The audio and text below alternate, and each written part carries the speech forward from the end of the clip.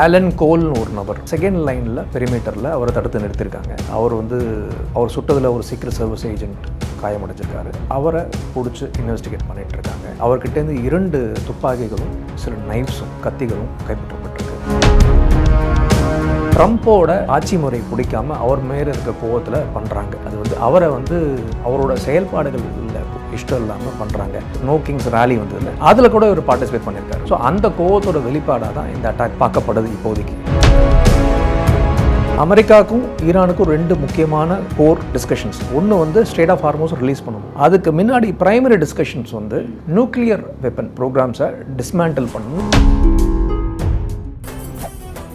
மெரிபா பன்னீர் soda, I trust மெரிபா.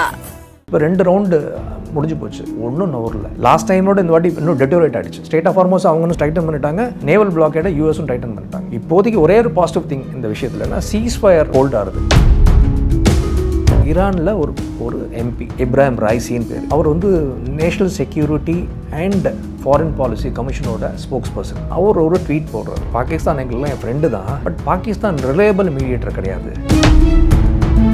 இந்த crude விலை ஏறிடுச்சுன்னா என்ன ஆகும்னா, பெட்ரோல் டீசல் விலை ஏற ஆரம்பிக்கும். அது ஏறிடுச்சுன்னா டிரான்ஸ்போர்ட்டேஷன் காஸ்ட் ஏறும். டிரான்ஸ்போர்ட்டேஷன் காஸ்ட் ஏறிடுச்சுன்னா இன்ஃப்ளேஷன் ஏறிடுச்சுன்னா நாட்டோட நம்மளுக்கு பண மதிப்பு குறைஞ்சி போயிடும். ஸோ இது ஜென்ரலாகவே இந்தியாவுக்கு ஒன்றியும் இல்லை, எல்லா கண்ட்ரிக்கும் ஒரு பெரிய பாதகத்தை ஏற்படுத்தும்.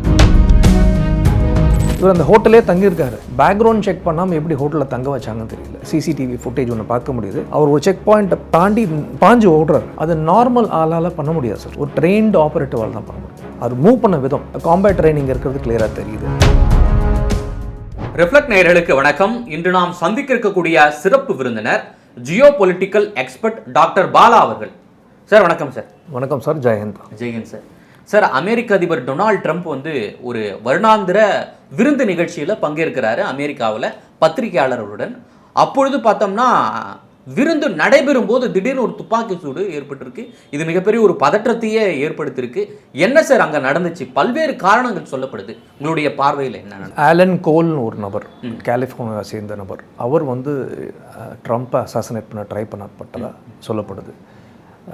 அந்த ஈவன் நடந்த ஹோட்டல், ஹில்டன் ஹோட்டலில் அவர் ஒரு கெஸ்ட்டாக தங்கியிருந்திருக்காரு.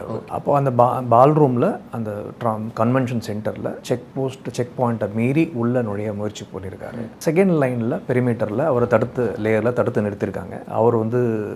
அவர் சுட்டதில் ஒரு சீக்ரெட் சர்வீஸ் ஏஜென்ட் காயமடைஞ்சிருக்காரு.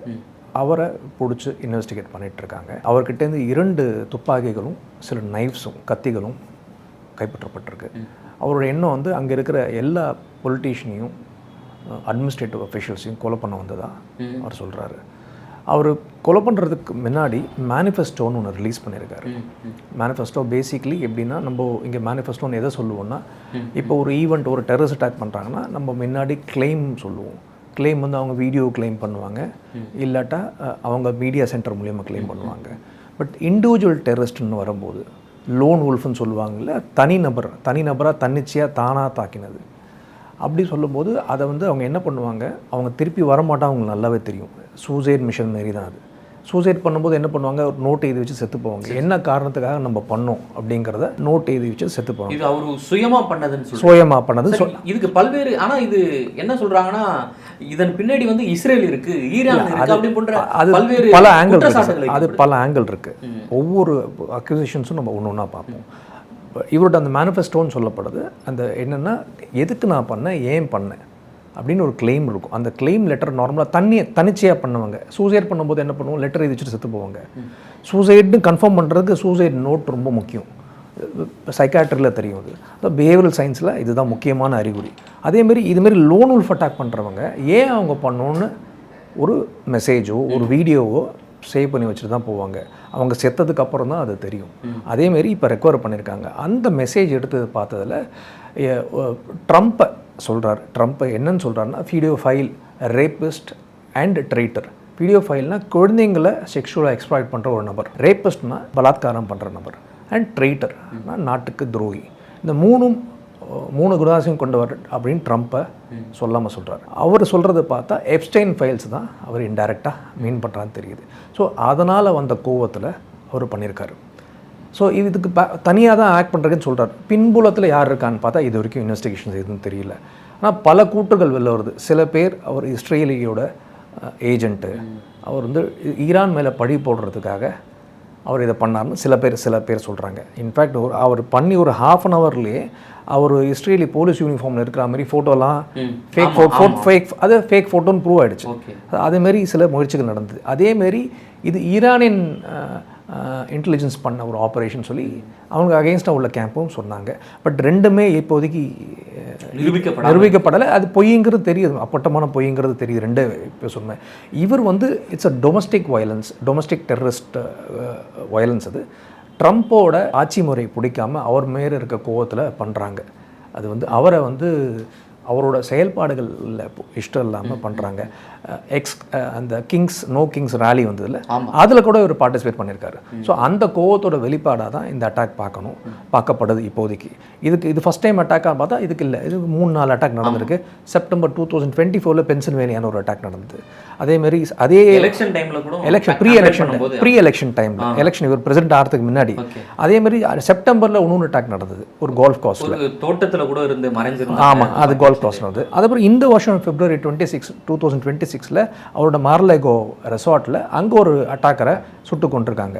இது 4th அட்டெம்ப்ட். ஸோ இது வந்து கண்டினியூஸாக அவர் மேலே முயற்சிகள் நடந்துட்டு தான் இருக்கு. சார் சாத்தியமா சார் ஒரு மிகப்பெரிய ஒரு வல்லரசு நாடாக இருக்கக்கூடிய ஒரு அமெரிக்காவில் இந்த சம்பவம் எப்படி சார் பாசிபிள்? இது அதுதான் வல்லரசுன்னு அவங்க தான் சொல்லிக்கிறாங்க. அதான் அவங்களே சொல்கிறாங்க, வல்லரசுன்னு அவங்க சொல்லிக்கிறாங்க. இது வந்து ஏற்கனவே அந்த ஜூலை 2024 அட்டாக் நடந்தோடனே ஒரு கமிஷன் ஒன்று ஃபார்ம் பண்ணாங்க. என்னென்னா commission to study the assassination attempt on Donald J Trump. அந்த கமிஷன் ஆய்வு பண்ணி ஒரு ஆய்வறிக்கை வெளியிட்டாங்க. என்னென்னா சீக்ரெட் சர்வீஸ், டொனால்ட் ட்ரம்ப்பை ப்ரொடெக்ட் பண்ணுற சீக்ரெட் சர்வீஸ், அதில் அவங்களோட செயல்பாடுகளில் குறைபாடு இருக்குது, அதை உடனே நிவர்த்தி பண்ணணும்னு சொல்லி சொன்னாங்க. இது டிசம்பர் 2024 ரிலீஸ் பண்ணிட்டாங்க இதை அவங்க ரிப்போர்ட்டை. அதுபடி பல மாற்றங்கள் கொண்டு வரப்பட்டது. அது இருந்தும் இது நடந்திருக்கு.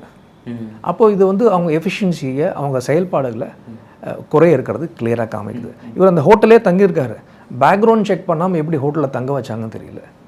இன்னொன்று ஒரே ஒரு வீடியோ கிளிப்பிங் சிசிடிவி ஃபுட்டேஜ் ஒன்று பார்க்க முடியுது. அவர் ஒரு செக் பாயிண்ட்டை தாண்டி பாஞ்சு ஓடுறாரு. அது நார்மல் ஆளால் பண்ண முடியாது சார், ஒரு ட்ரெயின்டு ஆப்ரேட்டிவால் தான் பண்ண முடியும். அவருக்கு ஏதோ ஒரு ட்ரைனிங் அவராக சுயமாக எடுத்துட்டாரா இல்லை யாராவது ட்ரெயின் பண்ணாங்களே தெரியல. அவர் மூவ் பண்ண விதம் காம்பேட் ட்ரைனிங் இருக்கிறது கிளியராக தெரியுது. அப்படி இல்லைன்னு சொல்லப்படுது. பட் பொறுத்துன்னு தான் பார்க்கணும். நிறையா வந்து ஃபேக் ஸ்டோரிஸும் ஃபேண்டசி ஸ்டோரிஸும் வெளில ஃப்ளோட் பண்ணப்படுது. ஆளாளுக்கு கற்பனை கதை, அவங்க கற்பனை இதில் இஸ்ரேல் இன்வால்வ், ஈரான் இன்வால்வ் சொல்கிறாங்க. யார் இதில் ஆக்சுவல் பேக்ரவுண்டில் இருக்காங்கங்கிறது இன்வெஸ்டிகேஷன்ஸ் தான் தெரிய வரும் சார். அதே போல் இப்போது இந்த ஈரான் அமெரிக்கா போர் எடுத்துட்டோம்னா, இப்போ அமெரிக்கா வந்து ஈரானுடைய நிபந்தனைகளை, கோரிக்கைகளை ஏற்று போர் முடிவுக்கு கொண்டு வரதுக்கான பேச்சுவார்த்தைகளாக நடத்துவதாக செய்திகள் வெளியாகுது. அதே போல் ஈரானும் ஹார்மோஸை வந்து திறந்து விடுறதுக்கான வேலைகளை பார்ப்பதாகவும் சொல்லப்படுது. இது என்ன நிலையில் இருக்குது சார்? இப்போ ப்ரொபோசலை கொடுத்துருக்காங்க. அந்த ப்ரொபோசலை கொடுத்ததில் வந்து 2 விஷயம் என்னென்னா, அமெரிக்காவுக்கும் ஈரானுக்கும் 2 முக்கியமான கோர் டிஸ்கஷன்ஸ். ஒன்று வந்து ஸ்டேட் ஆஃப் ஹார்மோஸ் ரிலீஸ் பண்ணணும். அதுக்கு முன்னாடி பிரைமரி டிஸ்கஷன்ஸ் வந்து நியூக்ளியர் வெப்பன் அந்த ப்ரோக்ராம்ஸை டிஸ்மேண்டில் பண்ணணும்னு யூஎஸோட முக்கியமான டிமாண்ட். இப்போ ஈரான் கொடுத்த ப்ரொபோசல் என்ன இருக்குன்னு சொல்லப்படுது, இன்னும் தெரியல வெளில. என்ன சொல்லப்படுதுன்னா, இப்போதைக்கு ஸ்டேட் ஆஃப் ஹார்மோஸை நாங்கள் ரிலீஸ் பண்ணுறோம், நீங்கள் நேவல் பிளாக்கெட்டை நீங்கள் தளர்த்துங்க. இதுதான் ஃபஸ்ட்டு ப்ரொபோசல். அது கூட எங்களை அட்டாக் பண்ணக்கூடாது, இஸ்ரேலுக்கிட்டையும் யூஎஸ்கிட்டையும் கேரண்டி கேட்குறாங்க. நியூக்ளியர் டாக்ஸ், வெப்பன்ஸ் டாக்ஸை ஃபர்தராக அடுத்த 2-3 ரவுண்ட்ஸில் வச்சுக்கலாம். இப்போ அதை பற்றி பேச வேண்டாம். ஏன்னா அதை பற்றி இப்போ பேச ஆரம்பித்தா இந்த பேச்சுவார்த்தைக்கு முடிவே கிடையாதுன்னு ஈரான் ஃபீல் பண்ணதா அதில் மென்ஷன் பண்ணியிருக்கா சொல்கிறாங்க.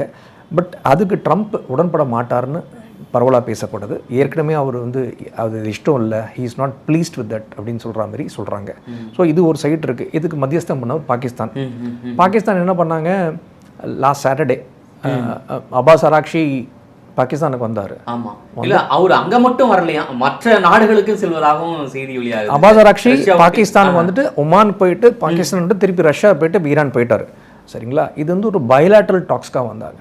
அப்பாஸ் அராக்ஷி என்ன கிளியராக சொல்லியிருக்காங்கன்னா, நாங்கள் பேசணுன்னா யூஎஸ் கூட டைரெக்டாக பேச மாட்டோம், ஆமாம், நாங்கள் பாகிஸ்தான்கிட்ட பேசுவோம், எங்கள் மெசேஜை பாகிஸ்தான்கிட்ட சொல்லிடுறோம், பாகிஸ்தான் அதை அங்கே கன்வே பண்ணட்டும், அதுக்கப்புறம் அவங்க உடன்பட்டால் நாங்கள் உட்காந்து பேசுகிறோம். இதுதான் அண்டர்ஸ்டாண்டிங். அதுக்குள்ளே பாகிஸ்தான் நரேட்டிவ் எப்படி செட் பண்ணாங்கன்னா, 2வது ரவுண்ட் டாக்ஸுக்கு யூஎஸ்லேருந்து வராங்க, இவங்க வந்துட்டாங்க, உடனே பேச்சுவார்த்தை நடக்க போகுது, திருப்பி ஒரு நெரேட்டிவ் செட்டிங், ஒரு ஒரு அவங்கள அவங்களோட ரோலை மிகைப்படுத்தி அவங்கள பற்றி பெருமையாக பேசுகிற ஒரு வேலையை பண்ண ஆரம்பிச்சாங்க பாகிஸ்தான் மீடியா. இன்டர்நேஷ்னல் மீடியாவும் சில பேர் பண்ணாங்க. உடனே என்னாச்சு, அப்பாஸ் இவங்க வரது கன்ஃபார்ம் ஆகலை, ட்ரம்ப் கொஞ்சம் நேரத்தில் நான் 15-16 ஹவர்ஸ் ட்ராவல் இருந்தால் நான் அனுப்ப போகிறது இல்லை, எதாக இருந்தாலும் ஈரானியன்ஸ் எங்களுக்கு கால் பண்ணணும்னு சொல்லிட்டு ட்ரம்ப் அந்த செகண்ட் ரவுண்ட் டாக்ஸை கேன்சல் பண்ணிட்டாரு. ஸோ ஈரான் ஃபாரின் மினிஸ்டர் வந்து ஹீ வென்ட் டு ஒமான். ஒமானுக்கு ஏன் போகிறதுக்கு முக்கியமான காரணம்னா 2 விஷயம். ஸ்ட்ரெய்ட் ஆஃப் ஹார்மோஸ்க்கு ஒமானும் சொந்தக்காரங்க, அதை பற்றி பேச போயிருக்காங்க. 2வது, இந்த வார் தொடங்குறதுக்கு முன்னாடி இனிஷியல் பீஸ் டாக்ஸை ஒமான் தான் ஃபெசிலிட்டேட் பண்ணாங்க, ஒமான் கண்ட்ரி தான் பண்ணாங்க. 3 ரவுண்டு அவங்களோட இப்போ எப்படி பாகிஸ்தான் மத்தியஸ்தம் பண்ணாங்களோ அதே மத்தியஸ்தம் அவங்கள பண்ணாங்க. ஸோ இது என்ன காமிக்குதுன்னா, பாகிஸ்தான் கூட வந்து ஒரு பைலாட்டரல் பேச்சுவார்த்தையை இன்டர்நேஷ்னல் மீடியேஷன் ஃபாரமாக பாகிஸ்தான் திருச்சி வெளில பார்த்தாங்க, அது இல்லைன்னு ப்ரூவ் ஆகிடுச்சு ஃபஸ்ட்டு. அதேமாரி பாகிஸ்தான் மீடியேஷன் மத்தியஸ்தம் பண்ணுறது இது ஃபெயிலியராக இருக்குன்னு ஈரானும் புரிஞ்சுக்கிட்டாங்க. அதனால தான் ஒமானை தேடி போகிறாங்க. ரஷ்யாவும் போய் பார்க்குறாங்க. ஸோ ஒமான் எதுக்கு போய் பார்த்துருக்காங்க, ஒன்று ஸ்ட்ரெய்ட் ஆஃப் ஹார்மோஸ் அவங்களும் ஓனர், எப்படி ஈரானுக்கு எந்த அளவுக்கு ரைட்ஸ் இருக்கோ அதே ரைட்ஸ் ஒமானுக்கு இருக்குது. ஸோ அதை பற்றி பேச போயிருக்கலாம். 2வது, பழையபடி டாக்ஸ் எப்படி அங்கே ரிவைவ் பண்ணலாம் அப்படிங்கிறத பார்க்க போயிருக்கலாம். அதுக்கப்புறம் ரஷ்யா போயிட்டு ரஷ்யாவிலேருந்து போயிருக்காங்க. இது போய் முடிஞ்ச அப்புறம் ஈரானில் ஒரு எம்பி, தஜிகிஸ்தான் ஒரு ப்ராவின்ஸோட எம்பி, இப்ராஹிம் ரைசின்னு பேர். அவர் வந்து national security and foreign policy கமிஷனோட ஸ்போக்ஸ் பர்சன். அவர் ஒரு ட்வீட் போடுறாரு. என்ன ட்வீட் போடுறாருன்னா, பாகிஸ்தான் எங்களுக்குலாம் என் ஃப்ரெண்டு தான், பட் பாகிஸ்தான் ரிலையபிள் மீடியேட்டர் கிடையாது, அவர் நியூட்ரலாகவே இல்லையா, 2 பேருக்கும் சாதகமாக, தட் இஸ் சார்பு நிலை இருக்கக்கூடாது, நியூட்ரலாக இருக்கணும், அந்த நியூட்ரல் நிலைங்கிறது பாகிஸ்தான்கிட்ட கிடையாது, எப்படி அவங்க மீடியேட்டரை எங்களால் ஏற்றுக்க முடியும், இருந்தாலும் நாங்கள் ட்ரை பண்ணோம். பட் பாகிஸ்தான் இது சில தப்புகள் பண்ணிட்டாங்க. என்னென்னா, லெபனானை ஃபஸ்ட்டு பேச்சுவார்த்தை இன்க்ளூட் பண்ணியிருக்காங்க, அதுவும் அப்புறம் வந்து அவங்களோட ஃபண்ட்ஸ், ஈரானோட ஃபண்ட்ஸ் பிளாக் பண்ணியிருக்காங்களே, அதை ரிலீஸ் பண்ணணும் அப்படின்னு சொல்லி 2 கண்டிஷன் ஈரான் சொல்லியிருக்காங்க. அதை பாகிஸ்தான் யூஎஸ்ட கன்வே பண்ணன்ற மாதிரி சொல்லியிருக்காரு. ஸோ பாகிஸ்தான் ரிலையபிள் மீடியேட்டர் கிடையாதுன்னு ஒரு ஈரான்லேருந்து இப்போ டிசன்ட் வாய்ஸஸ் வர ஆரம்பிச்சிருக்கு. இப்போ தான் வெளில தெரியுது. இதுக்கு மேலேயும் பாகிஸ்தான ரோல் எப்படி இருக்குன்னு தெரியல, நம்ம பொறுத்துன்னு தான் சார் பார்க்கணும். சார் அதே போன்று வந்து இப்போது இந்த போரால் வந்து ரொம்ப பாதிப்பு உலக நாடுகள் மத்தியில் இந்த எண்ணெய் வர்த்தகத்தில் ரொம்ப பாதிப்பு ஏற்பட்டிருப்பதாக செய்திகள் வருது. இது எந்த அளவுக்கு பாதிப்பு ஏற்பட்டிருக்கு சார் உலக? இன்னைக்கு பார்த்தீங்கன்னா today on 28th April at 3 o'clock இந்த ஈவினிங் USD க்ரூட் பார்த்தீங்கன்னா USD $110 போயிடுச்சு. $95 இருந்தது போன வாரம். $110 is quite high.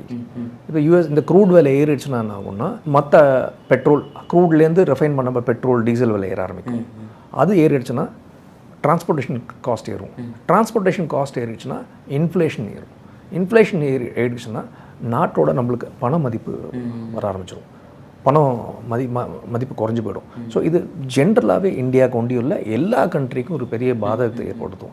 In fact பாகிஸ்தான்லாம் petrol விலை அதிகரிச்சு க்யூவில் நிற்கிறாங்க, ஃபுட் ப்ரைஸ் ரொம்ப ஜாஸ்தி. இது ஒரு பாகிஸ்தானுக்கு மத்தியஸ்தம் பண்ணுறது முக்கியமான காரணம் இந்த ஃபினான்ஷியல் காஸ்ட்.